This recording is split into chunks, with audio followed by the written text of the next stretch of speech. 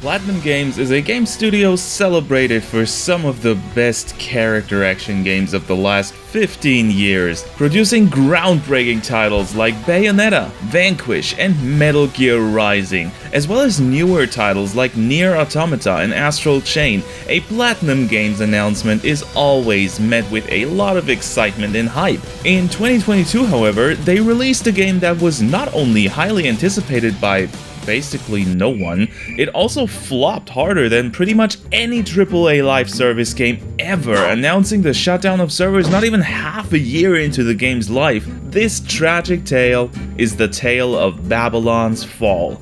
Many of you have probably heard about the game, mostly in conjunction with the devastating reviews or laughable player count just a few weeks after launch. Well, you're listening to someone who had the, let's call it, pleasure of not only playing the game, but even taking the time to complete it.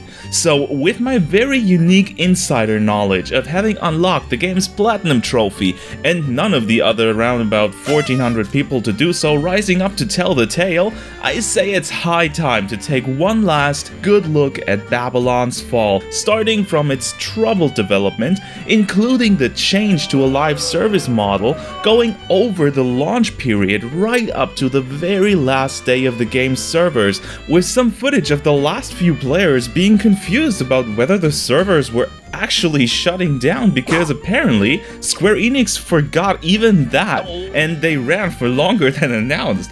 This game really just couldn't catch a break, huh?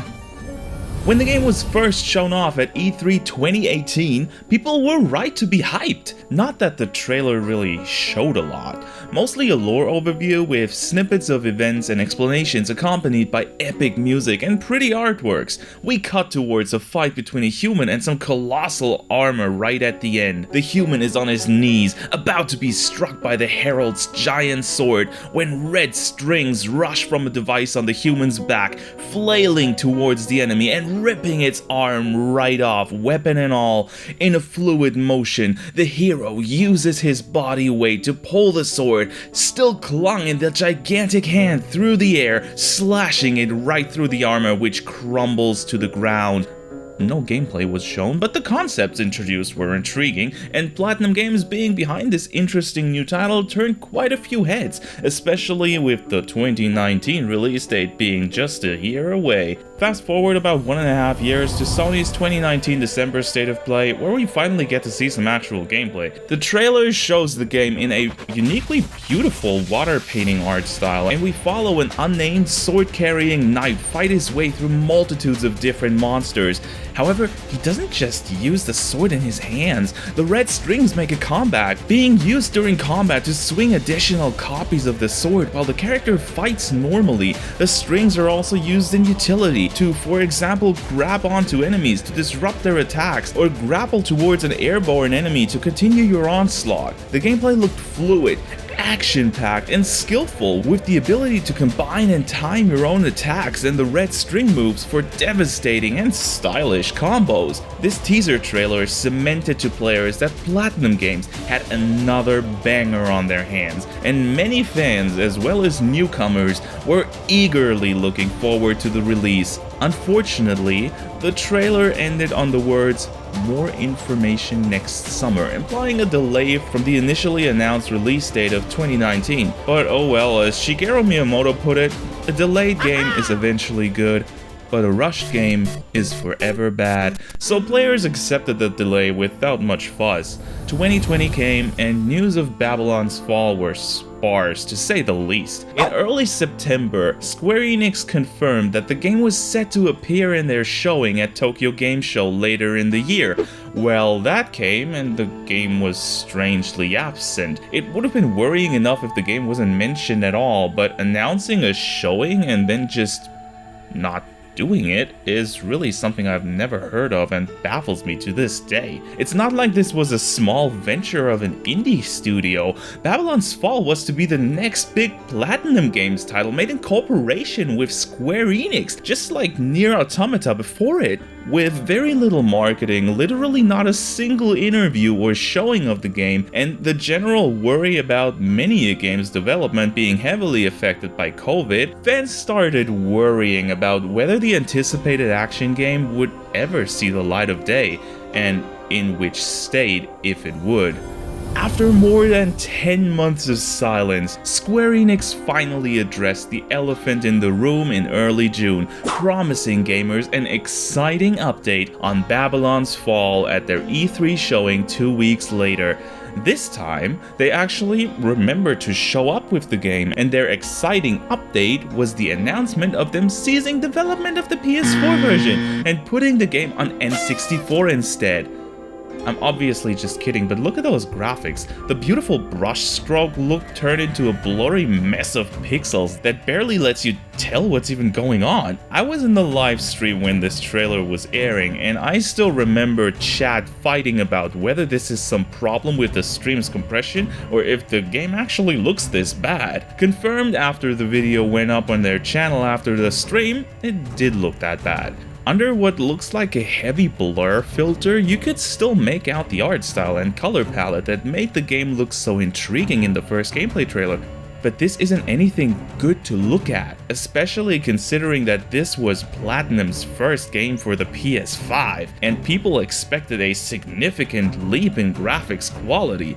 The gameplay still looked largely the same, although there was one major difference. You weren't alone anymore. The trailer showed multiple other characters fighting with you in what looked to be a team-based combat system with different weapons and skills that complement each other. People instantly knew what happened here. It got turned into a multiplayer live service game, and that's why it was so quiet around the title for almost 2 years. Of course, this set off a magnitude of alarm bells in the gaming community. Alarm! Alarm!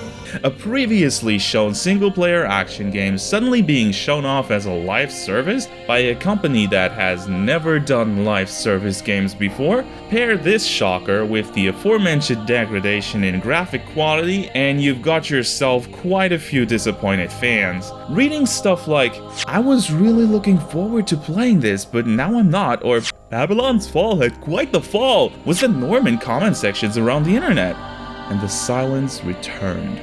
Another 6 months went by without so much of a mention of the game in official interviews or press releases, but we did have one thing, a closed beta test, and boy was that a disaster. I didn't get an invite, so I don't have any first-hand experience with the beta, but I did keep an eye on the feedback. The game was almost universally slammed by beta players, most of the complaints regarding the graphics and gameplay. Thankfully, Platinum Games took those complaints to heart and went to work behind the scenes, surprising people with a new trailer at the Game Awards in December 2021, and the game looking pretty decent again. They certainly fixed the graphics, which were much more in line with what was shown in early trailers, and the trailer promised some more interesting enemies and levels than what the beta had allowed people to play, so it seemed like the game was on track to be at least a decently fun multiplayer action game, if not the next Nier Automata that some fans were hoping for, with the trailer also dropping the final release date of March 2022.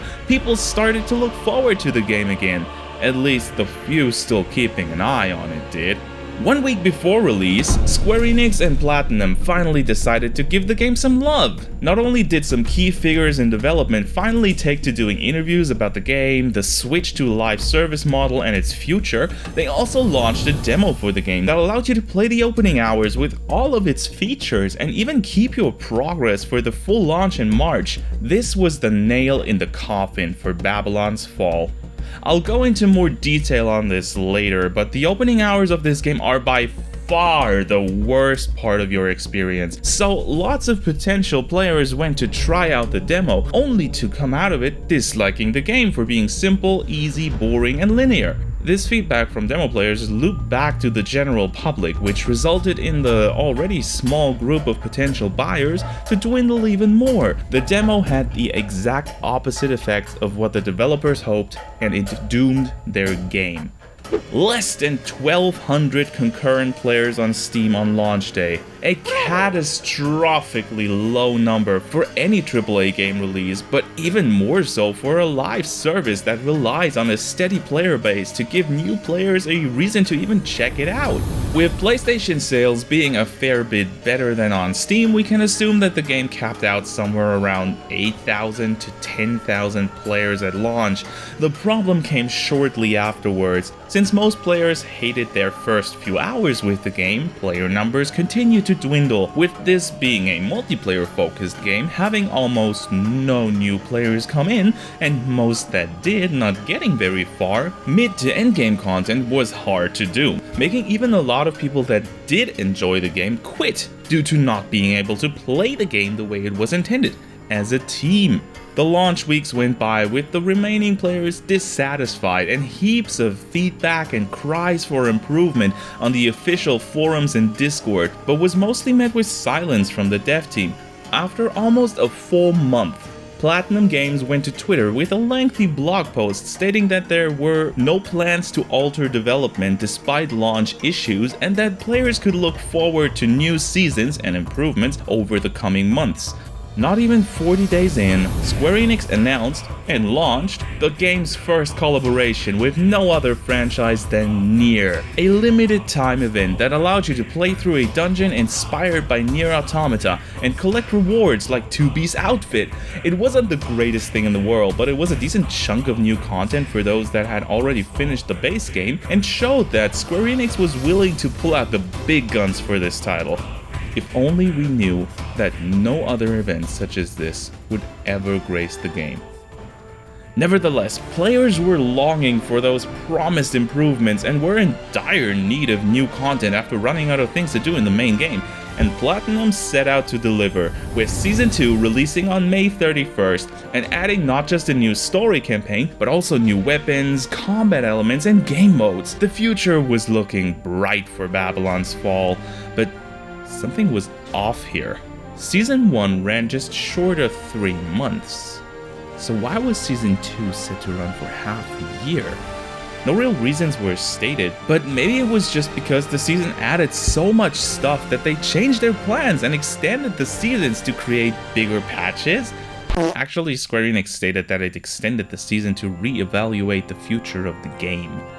Not really the most confident way of talking about your new and shiny live service title, huh? No matter the reasons, the fact remained that players were generally happy with Season 2, at least those that were still playing the game. The problem is, at the time of Season 2's launch, the game was struggling to get into triple-digit numbers concurrently on both PS4 and PS5 combined, and had a single player on Steam still playing. Thank God for crossplay, huh? So they put out a good season for just a handful of loyal players. Guess what happened next? Right, nothing.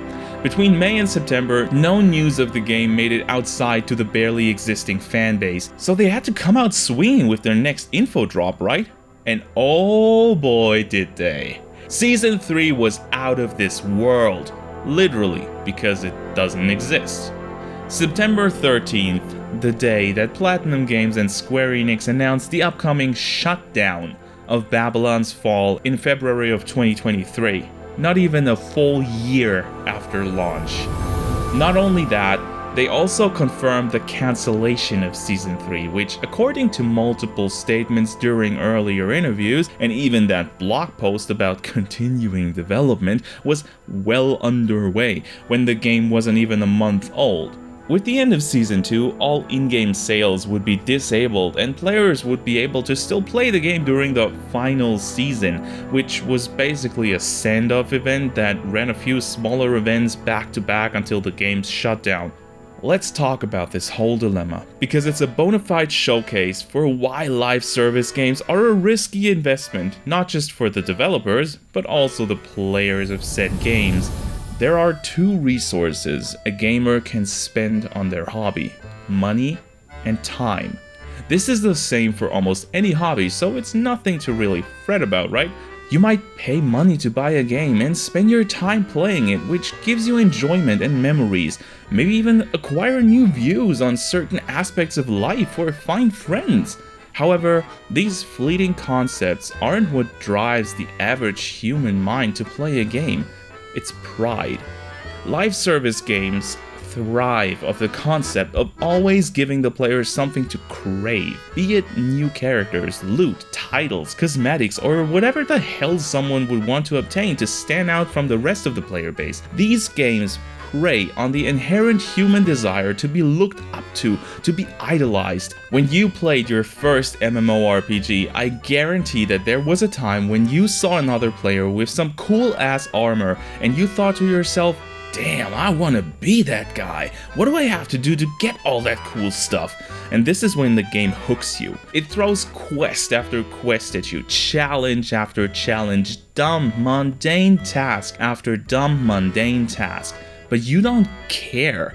Yes, there might even be fun had in the process, but what you want, the reason for why you take up all of these tasks is that you want to be that cool guy someone else might look up to when they see you and think, damn, I want that. And when you finally attain it, you feel that irresistible surge of pride and accomplishment, and everything you had to do, the hours upon hours you had to spend, were worth it because now you finally have what you want. Why did I go off on a tangent? Because in a live service game, you can lose that. Imagine going through all of what I just talked about only for the game to be shut down because it didn't turn enough profit to offer continuous growth opportunities for greedy investors. Sucks, right? And it sucks even more for modern live service game concepts because they aren't just based on you spending time and effort to get the cool stuff, but also spending money.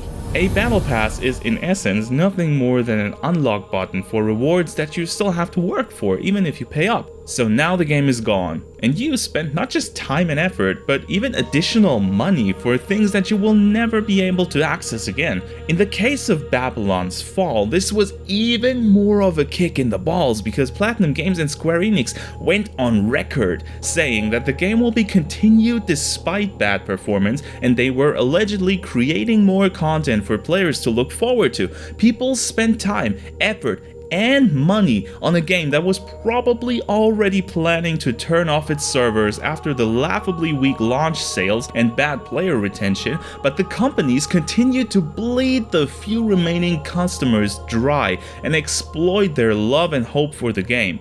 Of course, it's an understandable decision from a business standpoint, and players shouldn't expect a profit-based company to pour more money into a sinking ship, but I do think that the risk should never lies so heavily with the players. This is a matter of integrity and trust, and both Square Enix and Platinum Games completely dropped the bucket on this one, which should have led to a lot more backlash than they got, solely because people weren't interested in the game. However, this video is not supposed to be a general critique on live service games. Maybe I should make a whole video on that topic. So let's stop this here and look at what Babylon's Fall even was. What made the game so bad that it was dead before it even got into people's hands? And did it maybe have some things going for it that most people don't even know about?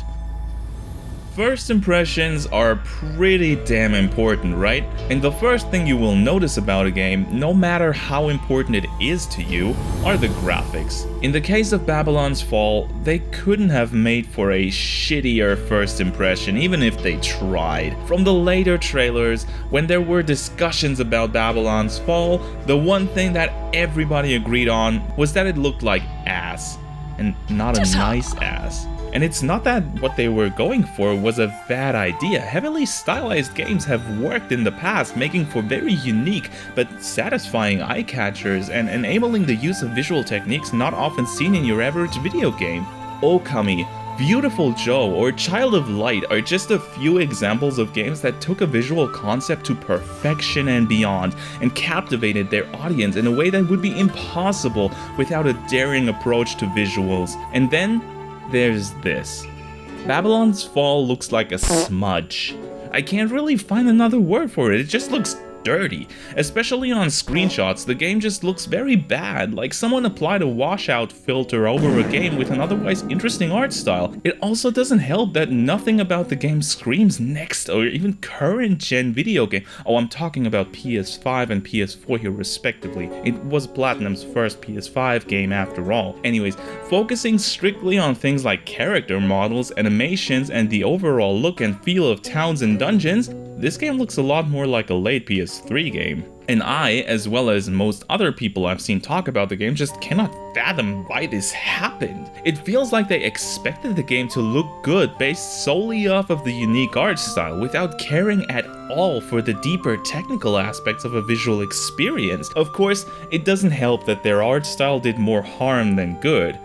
To Platinum's credit, they did improve the visuals of the game between the criticized trailers and the official release, but it just went from ugly to not looking good. Still, I can see what they were going for with it because it looks distinct and sometimes even really pretty in motion on a nice big TV, just that most people don't experience a trailer on that, but rather their dinky smartphone where they would have a hard time even seeing what's going on screen with a washed out image like Babylon's Fall offers. The story of Babylon's Fall can be summarized very easily. It's just not good, which is a shame because the lore and world concepts are actually pretty cool and had the potential for an amazing story if they had prioritized that over the live service aspects. They even had a whole timeline going back hundreds of years from the events of the actual game to serve as a backdrop for the story and potentially draw upon it when making more content. The general idea is that humanity is fighting for survival against constant invasion by the Galu, a species of unknown origin being sent from beyond the heavens to attack and extinguish human life on Earth. One of the last remaining bastions of humanity is at the foot of Babylon, a massive, tower-like structure that is loosely based off the Tower of Babel from the real-world myth. Your character is one of many slaves brought to Babylon to join the ranks of the Sentinels, the attack force whose job it is to attempt to climb the tower and stop the Galu in their home turf. To assist you in that, you get equipped with a Gideon coffin, a seemingly sentient device that burrows itself into your back, giving you amazing powers but also slowly taking over your body like a parasite. As if that wasn't bad enough, forcibly removing the coffin will kill the host, and only a select few even survive the attachment in the first place. Among all the slaves brought in, only 3, including you, survive to become sentinels and are now effectively slave warriors that have no choice but to throw their lives away for the cause of the very humans that enslaved them in the first place. The story then follows you and your new companions on your way up the tower, where you see some weird shit like human sacrifices and mutated soldiers believed to have died in prior battles, now fighting for the enemy army for some reason.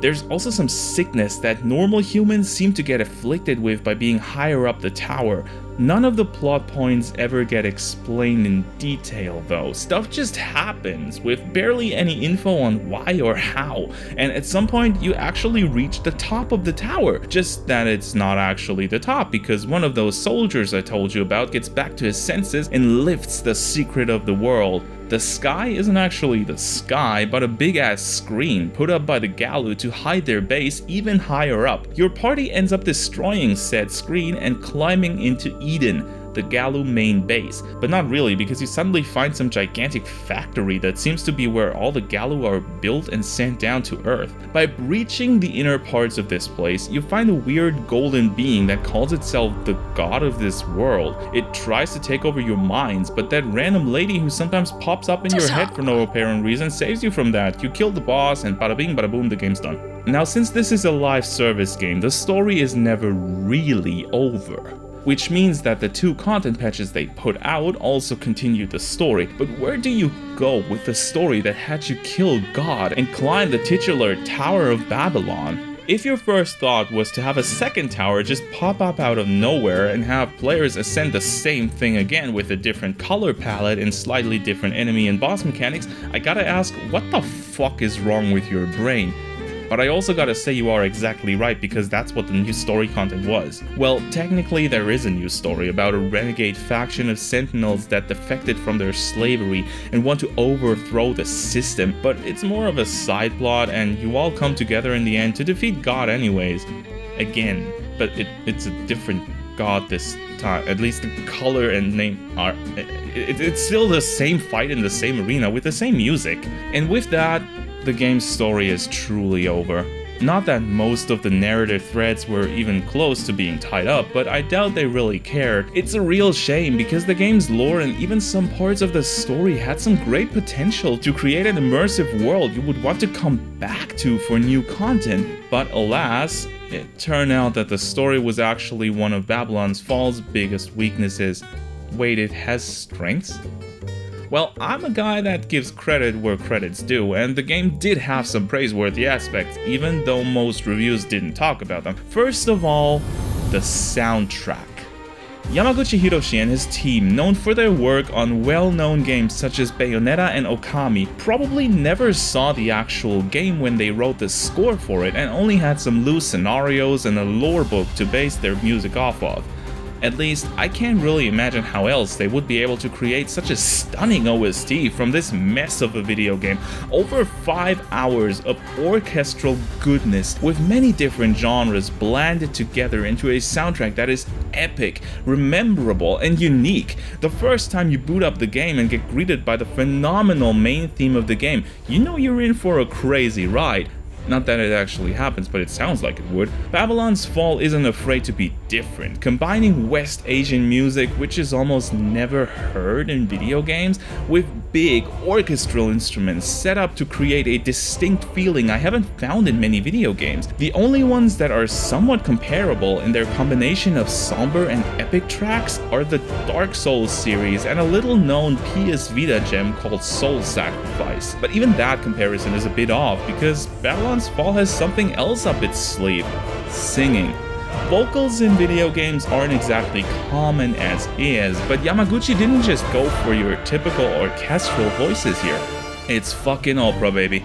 Every boss theme in the game, and a few other tracks, is a whole opera piece meticulously written to fit the fight to a T. I don't even particularly like opera music, but it's such a breath of fresh air, and the tracks manage to stay epic without breaking opera conventions, that I just can't help but love this to death. It makes for an excellent cherry on top of an already exceptionally good soundtrack cake, and I really hope that Platinum will pick this style of game music back up again, even if the associated game didn't perform well. Platinum Games, with their vast experience in making critically acclaimed character action games, must have at least gotten the gameplay portion right though.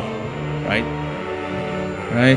Well, playing a Nier Automata-like action RPG in a party of up to 4 people, adding classes, builds, and tons of loot to the mix, and a Monster Hunter-esque mission system seem like a pretty good basis for a fun gameplay loop at first glance. But to find out if they actually made the most of their promising concept, let's take a bit of a deeper dive into how the gameplay worked not on paper but in the actual game. So the first thing you do when creating a character is choose your faction or class. There's not really a lot of choice here though. 3 factions are available, each with their own lore and intended combat role, but the choice really only matters for the first 20 minutes of the game. You either start with a sword, a great hammer, or a bow, but you can change them out however you like as soon as you get other weapons and are never really locked into one playstyle. The one thing that is truly specific to your choice of faction are the abilities of your Gideon Coffins. Depending on your choice, these can range from movement abilities, tethering enemies to you for aggro, to even stealing buffs from enemies and allies. Minor issue here though. You unlock those abilities after finishing the story. Look, I get not wanting to throw all of your systems in your players' faces as soon as they start the game, but unlocking a central part of not just your character's kit, but the whole multiplayer dynamic and group building as well is just straight up stupid. Honestly, I completely forgot about the fact that the coffin was even supposed to have a gameplay use until I finished the story about 20 hours in and suddenly learned Soul Vault, which let me grab onto enemies and either pull them to me or pull myself to them for much smoother combo play and also increased effectiveness against those annoying ass flying enemies the game loves throwing at you. I don't have any statistics, but I'm pretty sure that an easy 80% of players never even got to play around with this feature because it just takes so damn long to unlock. Anyway, you pick your superfluous class and start the game, play through the tutorial missions and notice that, hey, this is actually pretty fun combat. The combos you can do feel nice. Perfect dodges aren't just fun to pull off, but are beneficial to your gameplay flow, while adding a certain skill ceiling to the combat, and the weapon categories feel different to use to the point where you will approach a fight differently when changing your loadout. You've probably already noticed, but the characters in the footage always have these weird see-through weapons floating behind their backs that sometimes attack enemies on their own. Well, this is where the actual fun of the combat and weapon system comes into play, and what made me enjoy the game enough to 100% it. See, the game allows you to equip 4 weapons simultaneously.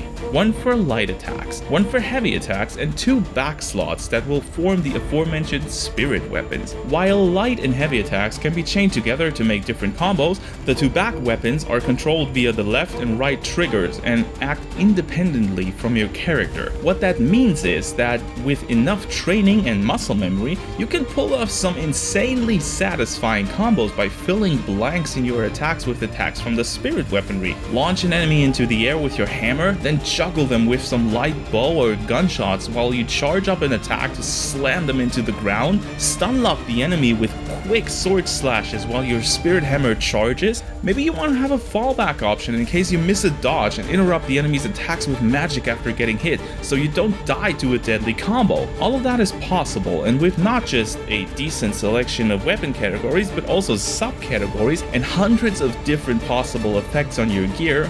Told you there's plenty of loot. There is an insane variety of how to approach combat and play the game. Hearing me talk about the game like that, it kinda sounds like fun, huh? So how come nobody played the game? Was it really just the bad press at launch and the kinda crappy graphics?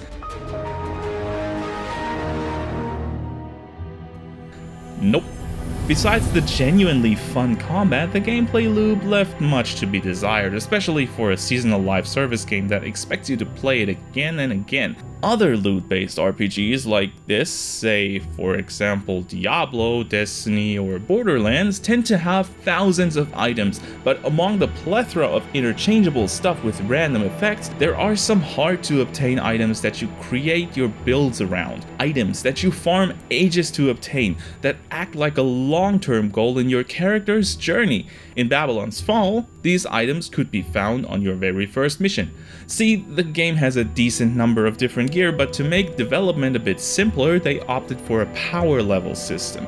In essence, every enemy and piece of gear in the game is assigned a specific power level, which ranges from 1 to 300, and the average level of the items you wear is your current level. As long as you are somewhat in the level range of any given mission, your damage output will not be affected, but as soon as you are not, about 10 or 20 levels below, your damage output suddenly gets cut down tremendously, effectively stopping you from progressing the game. Now, a system like that would mean that players have to constantly switch out the cool gear they found, even if they like their current loadout, only to keep playing and growing their character. But what if every mission in the game had the same loot pool, and depending on the mission's difficulty, they would drop the same items but with different power levels. That way, players can keep wearing their favorite gear.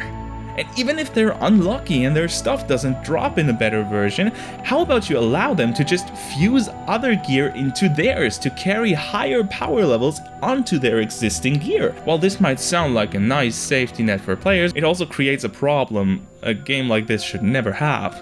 It gets stale as fuck. Once you have found a working set of gear, there is literally no reason for you to ever change it up again, other than the desire to try something new, as you can always just upgrade your existing stuff to the next highest power level gear you have in your inventory. Add to that the fact that the missions themselves aren't exactly brimming with variety, and you've got yourself a mind-numbingly boring gameplay loop outside of the actual combat. Every mission is largely the same thing, running through corridors, avoiding some traps, and doing light jumping puzzles to end up in a combat room where you fight a set of enemies. Repeat that a few times and you've got yourself a mission. Most of them end in a mini-boss fight that, while more engaging than the normal enemies, are mostly HP sponges that get old after fighting them a few times. The biggest issue here, in my opinion, is enemy variety. While each area has a few unique enemies, it's not nearly enough to make for interesting missions when you're expected to do them over and over again. To be fair here, Platinum did a decent job at fixing this issue with their content patches, more engaging enemy formations, interesting ways to traverse the levels, and even some light puzzles were introduced in the newer missions, which felt a lot more fun to play and replay. Of course, this was too little too late for a game that had to fight with declining player numbers from the very first day, but I think it's at least worth mentioning. A genuinely fun part of the missions were the ever so rare boss fights. Not the mini-bosses I talked about earlier, but the big end-of-chapter bosses. Unique moves, weaknesses, multiple phases, and the aforementioned genius use of opera music make for fun, challenging, and memorable fights that reach the heights of what Platinum Games titles are known for. Through patches, they even added more difficult versions of every boss and introduced a few new ones. Let me be real for a second. I know I'm weird for even sticking for so long with a game that has so many obvious issues, but I genuinely believe that the boss fights were a lot of fun, especially when I managed to get together a few people to fight the hardest ones near the end of the game's life. This is what the game should have been. A collection of bosses, each with their own strategy to learn, unique loot tables, and a party system that promotes working together to reap the greatest rewards.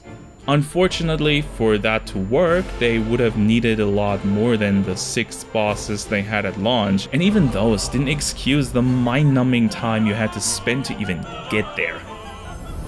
Platinum Games has absolutely no clue how to develop a live service game, and it beggars belief that neither they nor Square Enix were able to come to that conclusion before releasing this train wreck of an action game. The biggest crime this title committed was having some goddamn potential. It would be easy to just dismiss it as a disaster and never think about it again, but that's not my style. The game had a plethora of problems, many of which were self-inflicted, but most of them were also possible to solve given some time and feedback. The fact that beneath these problems lay a game with a genuinely fun combat system caused me to even want to make this video. Yes, the game flopped hard. Hell, it kinda deserved to. Yes, live services are easy to replace, and being sad every time one ends that you enjoy will just make your life miserable. But I think there's something to learn here from this disastrous wreck of a live service game. Sometimes it's worth forming your own opinions about something, even if the majority of people already hates it. I, for one, am glad I gave this game a shot. It sure as hell wasn't a great video game, I know that, but it did offer some very unique things only me and a select few ever got to experience, because the game just does not exist in a playable form anymore. It also makes for a good case study on why live service games are a very volatile business model, and if you're a game developer, I can only urge you to learn from the mistakes that were made here and strive to make a better game, focused on healthy longevity and player engagement, or just don't make a live service title out of what was obviously meant to be a single player game in the beginning only to chase some industry trends that you have no idea how to even utilize. Yes, Platinum Games, if you see this, you are idiots, and as much as you want to shift the blame for how Babylon's Fall died, your plans to continue to chase the live service model is obvious proof that you have learned absolutely nothing, and I hope that your next nosedive teaches you better. Only this time, make it something genuinely atrocious so I don't miss it when it's gone, okay? Thank you.